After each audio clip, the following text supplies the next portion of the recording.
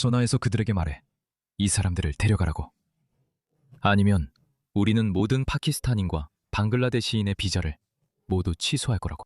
내가 장담하는데 그 순간 그들이 당연히 그 사람들 다시 우리에게 보내라고 할 거야. 알겠죠? 오랫동안 저 같은 사람들이 뉴욕시의 방향에 대해 여러분에게 경고해 왔습니다. 우리는 뉴욕이 밤 런던이 될 거라고 계속 말해왔습니다. 우리의 대표적 두 도시가 이슬람주의에 넘어간 건 우연이 아닙니다. 시드니와 토론토도 멀지 않았습니다. 그게 우연이라고 생각합니까? 왜 우리의 가장 자유롭고 계몽된 두 도시가 이슬람주의에 넘어간 걸까요?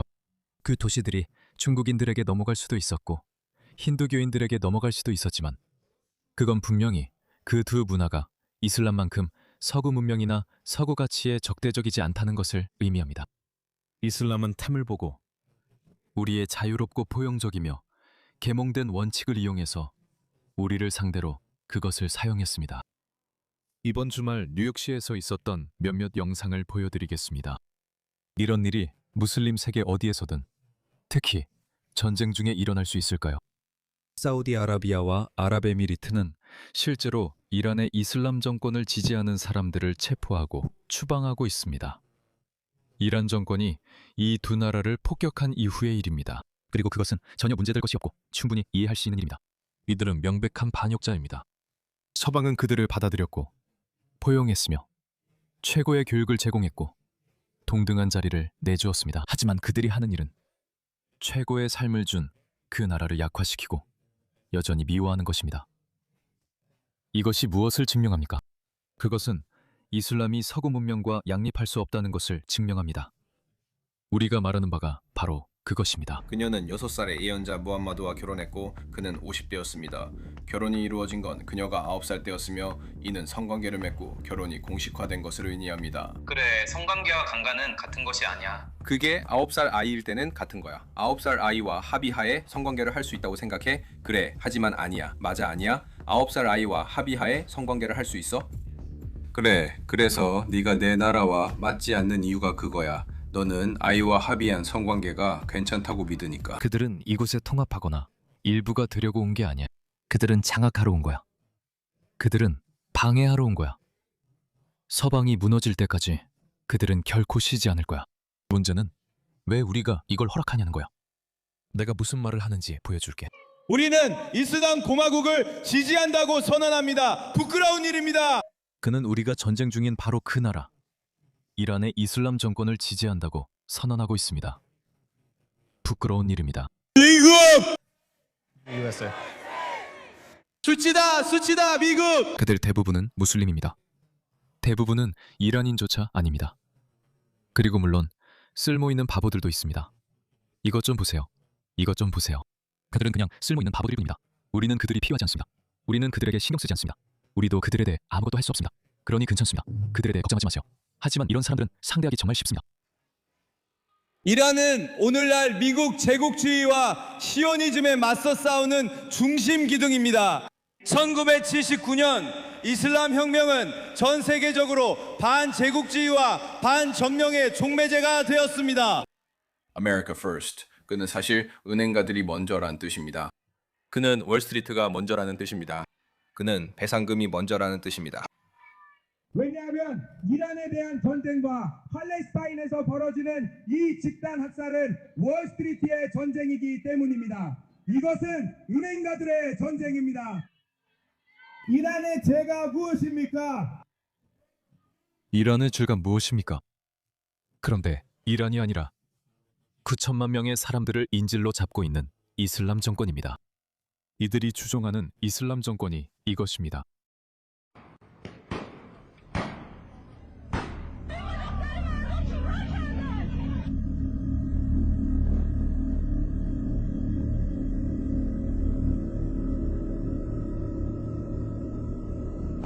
아바스 씨, 이번 레자는 어디 있나요?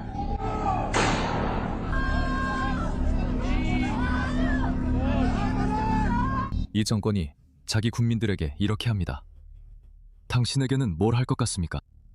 그들은 순위파도 용납하지 않는데 이교도들에게는 더 심할 겁니다. 그들이 이교도들에게 무엇을 할지 상상해 보세요. 영상을 더 보여드리겠습니다. 도벌을 바치기를 거부하는 석유와 가스 생산국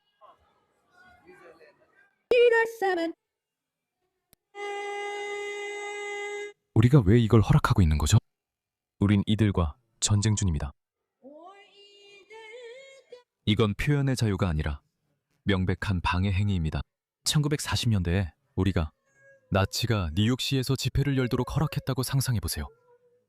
상상해보세요. 어떻게 됐을지 상상해보세요. 귀 아프게 하진 않을게요.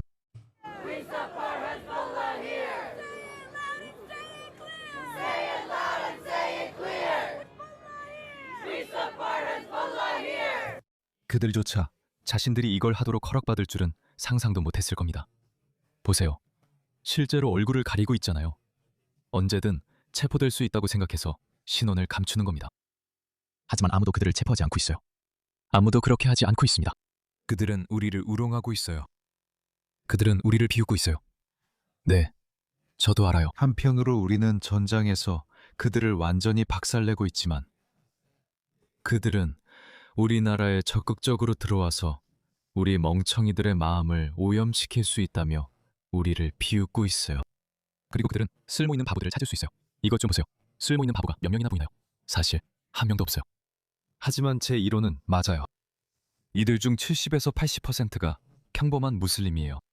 이 사람들은 미국이나 영국에서 자랐지만 자신이 자란 나라를 싫어하게 됐어요. 왜냐하면 부모님들이 계속해서 이건 미국의 제국주의야 라고 말했기 때문이죠.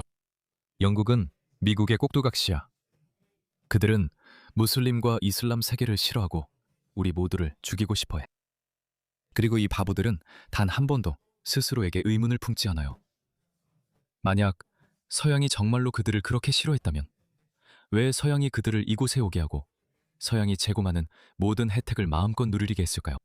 그들은 이런 질문을 한 번도 하지 않았어요. 그리고 다시 한번, 여기서 누가 잘못한 걸까요, 여러분? 제가 말했듯이 잠깐 상상해보세요.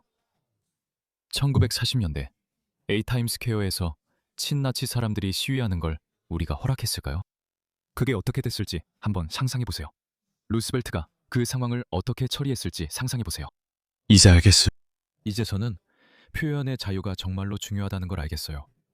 특히 미국에 있어서는요. 미국은 표현의 자유에 대해 매우 교조적이에요. 하지만 이게 정말 표현의 자유일까요? 아니면 적극적인 방해 행위나 적을 돕는 행위일까요? 이게 뭘까요? 왜 우리가 이걸 허용하고 있는 거죠? 저는 반역죄를 다시 적용해 이 사람들을 체포하고 오랫동안 감옥에 가둬야 한다고 생각합니다. 이들을 위해 새로운 감옥을 지어 오래 가두고 그들이 자신의 선택을 깊이 고민하게 해야 한다고 봅니다. 무엇이 잘못됐는지 생각해보게 하세요. 그리고 그들이 출소하면 그들이 좋아하는 나라로 보내버리면 됩니다. 그 나라로 보내세요. 이 사람들이 여기서 태어났으니 우리 시민이고 우리는 아무것도 못한다는 주장은요? 아니요. 이 사람들은 분명히 외국 세력, 그것도 미국의 적인 나라를 노골적으로 추종하고 있습니다. 우리는 그들을 그 나라로 보내야 하며 그 나라 정부의 허락도 필요 없습니다. 그들 중 많은 사람들이 파키스탄입니다. 또 많은 사람들이 방글라데시입니다. 전화기를 들고 그들에게 전화하세요. 그들에게 말하세요. 이 사람들을 데려가지 않으면 모든 파키스탄인, 모든 방글라데시인의 비자를 모두 취소하겠다고 하세요. 그리고 제가 장담하건대 바로 그 순간 그들은 네, 물론입니다. 그들을 다시 보내세요. 우리에게 보내세요. 라고 말할 겁니다. 왜 그런지 아세요? 왜냐하면 저는 이 제3세계 국가들의 지배 엘리트들이 런던과 뉴욕에서 휴가를 보내는 것을 얼마나 좋아하는지 잘 알기 때문입니다. 그들은 정말 좋아하죠.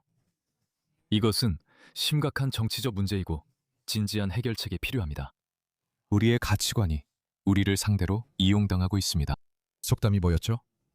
한 번 속이면 당신 잘못, 두 번 속으면 내 잘못. 맞아요. 그들은 거의 매일 우리를 속이고 있습니다. 이 사람들의 충성심에 대해 의심이 있었다면 2023년 10월 7일 이후에는 더 이상 의심할 필요가 없었을 겁니다. 저는 2023년 10월 7일 이후로 더 강경해졌어요. 저 사람들은 미국식이나 영국식 억양으로 말하면서 하마스를 지지하고 공개적으로 비난조차 하지 않았어요. 오히려 우리는 하마스를 지지한다고 하더군요. 논란이 있지만 저는 하마스가 자유의 투사라고 생각합니다. 10월 7일 하마스가 이스라엘을 침공했다는 소식에 처음 어떤 반응을 보였나요? 이것은 팔레스타인인들에 대한 점령에 맞선 저항이었어요. 솔직히 말해서 저에게는 희망의 등불이었죠. 그들은 자유의 투사예요. 그들은 테러리스트가 아니라 언론이 그렇게 말하는 거예요. 하마스는 자유의 투사라고 합니다. 하지만 그들에게 자유를 위한 투쟁에는 강간, 신체 훼손, 아기와 여성, 아이들을 살해하는 것도 포함되어 있습니다. 그게 그들 정의죠. 알겠습니다. 우리가 마땅히 대응하면 그들은 인권운동가가 됩니다. 그들은 가자 지구에서 사람들이 죽고 있다고 말합니다. 같은 사람들이 이슬람 정권, 즉 하마스의 후원자가 자기 국민 3만 명을 죽일 때는 완전히 조용해집니다. 그들은 아무 말도 하지 않습니다. 이건 분명히 명확합니다. 이 사람들은 자기 국민 인권도 신경 안 씁니다. 우리 국민 인권은 더 말할 필요도 없습니다. 그들은 그 누구의 인권에도 관심이 없습니다. 그저 우리를 속이는데 이용할 뿐입니다. 물론 그들이 우리를 한두 번은 속일 수 있었겠죠. 하지만 이제 그만합시다. 반역법을 부활시켜야 합니다. 그것만이 이 문제의 유일한 해결책입니다.